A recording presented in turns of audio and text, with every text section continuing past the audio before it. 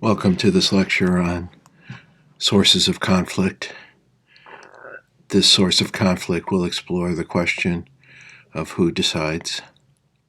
I'm Dale Snoward, professor of peace studies at the University of Toledo, and we're exploring various sources of conflict. So far, we have looked at the question of who belongs, the question of membership and standing in society as a source of conflict. Today, we turn to a second source of conflict, who decides.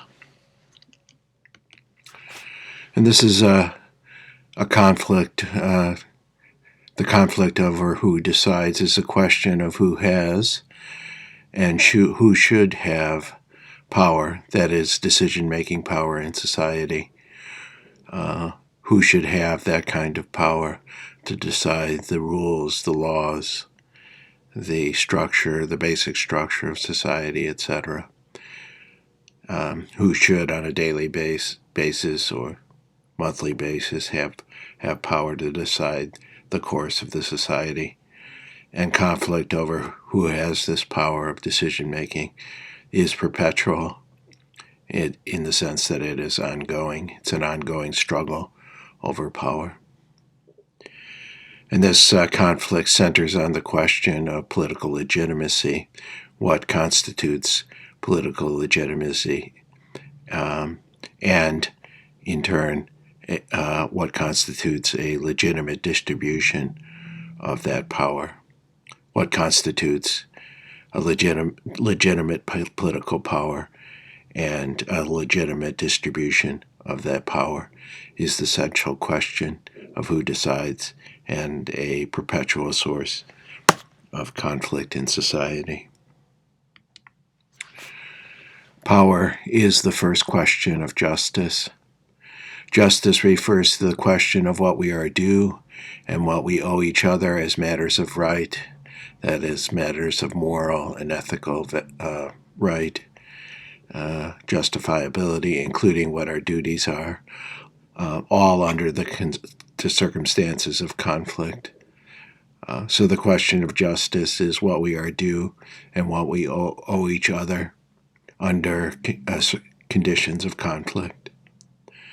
The terms for the adjudication of the fair resolution of conflict among free and equal citizens, or we could refer to this as the fair terms of social cooperation, constitute the content of justice, both in its distributive and its political sense.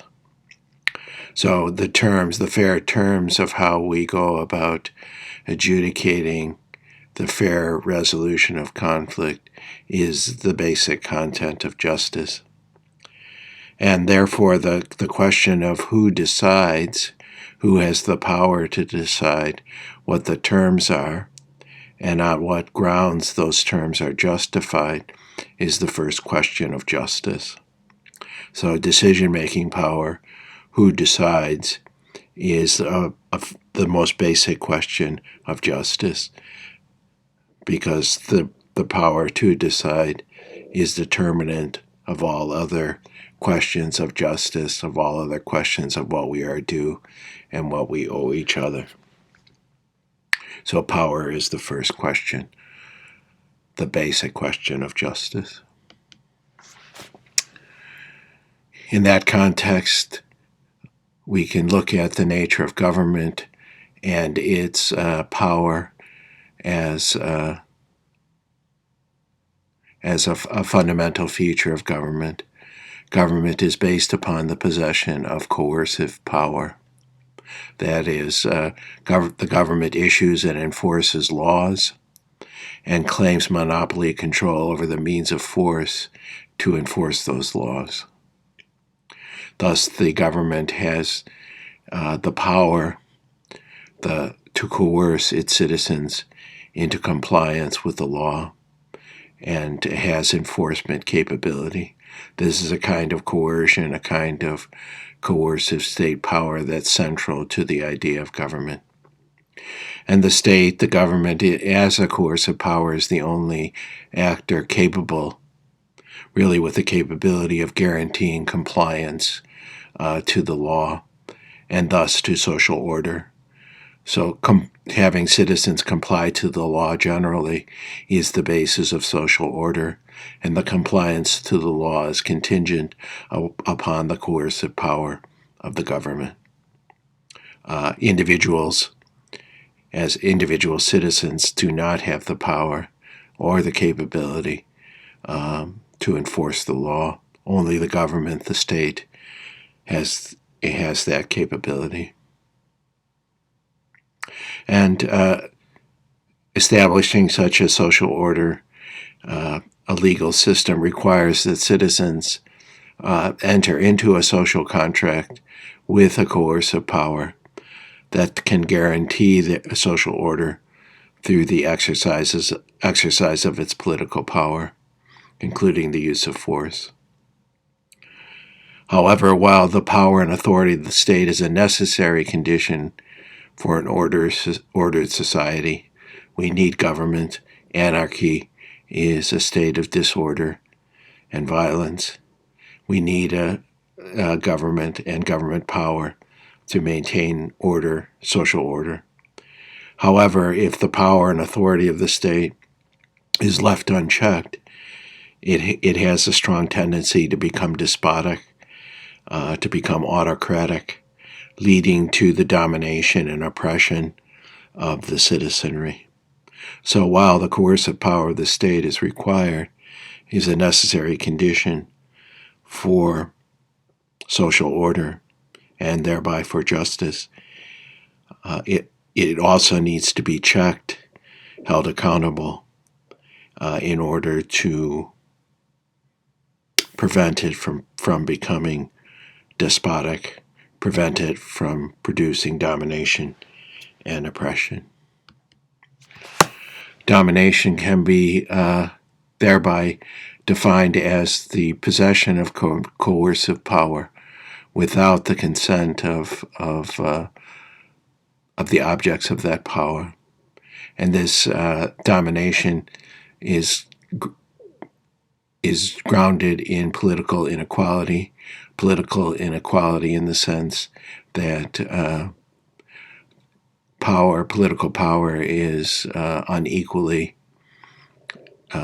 distributed in the population, and that it's concentrated. There are concentrated forms of power. That concentration allows power to remain unchecked by the people, and this results in arbitrary rule without valid justification. That is, rule without proper reasons and justifications. And this is a form of violence. Domination is a form of structural violence in terms of the inequality of the distribution of power. So domination is the state of society with a concentrated coercive power that is used to dominate the population in the form of despotism or autocracy. One ingenious way of checking the coercive power of the state and thereby preventing domination is a constitutional architecture of checks and balances. And this is based upon the Madisonian division of power that is central to the U.S. Constitution and was central to the design of that Constitution by the founders of the United States, in particular James Madison. And they agreed to a legal and political architecture that divides power vertically among various jurisdictions, city, county, state, and federal governments. Power is divided among those vertically among those jurisdictions in the form of federalism, and also power is divided horizontally among independent branches of government on all these levels: legislative, executive, and judicial level branches of government. So this architecture, constitutional architecture, is designed to divide power and thereby to prevent the concentration of power. However, a constitutional system of divided state power alone by itself is insufficient. It's necessary, perhaps one could argue, but by itself is insufficient to curb the coercive power of the state. Therefore, we can ask, how can the exercise of coercive power be legitimate? And this is the question of political legitimacy. And the final answer, coupled with the constitutional architecture of the division of power, is that political legitimacy is based upon the free consent of equal citizens. Consent means that the people freely endorse the founding values and principles of the government and its laws and policies in light of those values and principles. And such consent of the people, we the people, the consent of the people renders the coercive power of government justifiable and thereby legitimate. As it is stated in the Declaration of Independence, government is formed to secure the people's rights. Governments are instituted among men. Now we would say among human beings, men and women, deriving their just powers from the consent of the government. So to secure the people's rights, governments are instituted, and they derive their power. The government derives its power from the consent of the government. So the standard democratic answer to the question of political legitimacy and the legitimate distribution of political power, the just distribution of political power, is to ground coercive power in the consent of the people, the consent of free and equal citizens. So coercive power can be legitimate if the citizenry agrees to its nature as well as its distribution and its enactment. So coercive power can be politically legitimate if it is grounded in the consent of the people. In turn, consent requires a number of conditions, some of which include some of its most prominent conditions are free and public access to information. Citizens must have free access to information, and that information must be public. There must be public forums instituted for expressing, defending, and debating preferences and opinions. Also, public forums must be grounded in basic rights for freedom of speech, freedom of association, freedom of conscience, among other rights to liberty. Also, the right to petition the government is fundamental to consent. That consent is only meaningful if citizens have the right to dissent from the government. So the right to petition the government is an enactment of the right to dissent. Also, elections are having free and fair elections are fundamental to consent, and those may include referenda and other policy decisions on ballots, etc. But free and fair elections, where each adult citizen has a free and fair opportunity to exercise their right to franchise, their universal right to franchise, is fundamental to consent. Distorted election systems, which deny free and fair elections, undermine the possibility of consent and thereby undermine the political legitimacy of the government. Another aspect of consent is the exercise of of reason in public. Public deliberation is fundamental, and in the form of the exercise of public reason, the debate, discussion, in terms of basic values and principles of a democracy, in order to reach public justification of policies and laws by the people, is fundamental also to consent and thereby political legitimacy. This suggests that an important balance of power between the state, that is the government, and society. The coercive power of the state is in balance with the power of society, that is the power of the people, when it achieves political legitimacy through consent. And this is contingent upon an informed and politically active citizenry who are capable of engaging in the process of justification, which is grounded in the capacities of moral reasoning. The state and society must continually exercise sufficient and balanced capabilities relative to each other in order to maintain their balance of power, so that neither the state nor the society dominates. So the idea here is to balance the power of the state with the power of politically active citizenry, and that balance of power produces what Acemoglu and Robinson have described as a corridor of liberty, a space within which liberty and thus justice can be pursued and established. So the balance of power between state and society creates the possibility, a space, a corridor of liberty. And that constitutes a state of justice, a state of positive peace. So positive peace is a balanced structure of state-society power relations.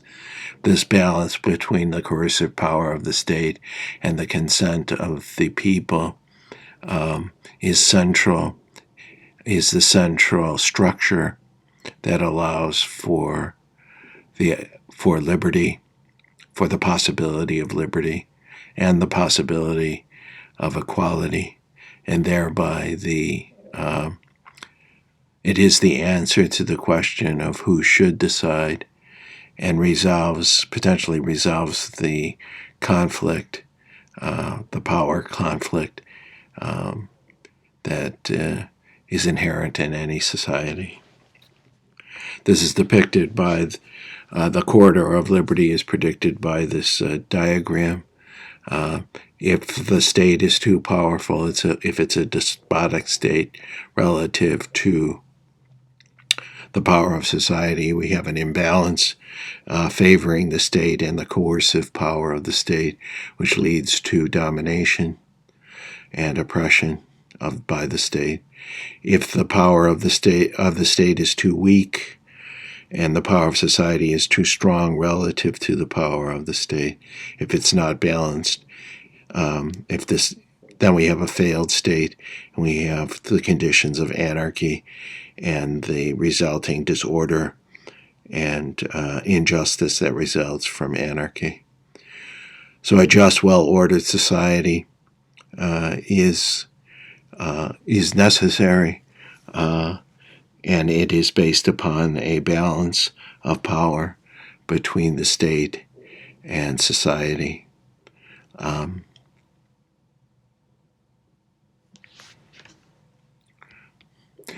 So in conclusion, the question of who decides is a question of who has and who should have power. That question of who decides is a central source of conflict in human society that is ongoing. The struggle over power and the struggle over the legitimacy of power is a central source of conflict. And this type of conflict, a political kind of conflict, centers on the question of political legitimacy. It asks, what is political legitimacy? what constitutes political legitimacy, and what constitutes a fair and legitimate distribution of political power.